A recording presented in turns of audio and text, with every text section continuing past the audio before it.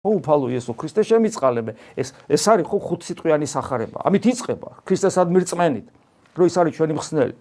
გვირგვინი, როდესაც შენში ქრისტეს ჭრეთ და მას მოუხმობ და მასთან კომუნიკაცია უკვე შიგნით გაქვს და ის გიცნობს შენ და შენიცნობ მას. ხო, ეს არის გონებისმიერი როცვის მწვერვალი, ჭრეტველობაში რო გადადის და შუაში რა არის? შუაშია ყველაფერი ის, რასაც 2000 წლოვანი გამოცდილება ეკლესიისა გთავაზობს, როგორც სავალდებულოდ შესასრულებელს, სადაც სწავლობ მორჩილებას, სიყვარულს, ღვთისა, მოყვასისა, ერთგულებას, მადლიერებას, თავდაბლობას და ასე შემდეგ. გესმით?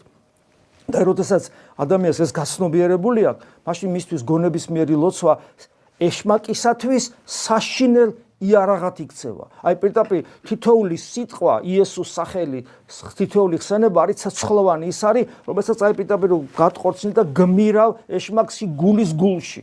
აი ესეთ ძალას იძენს.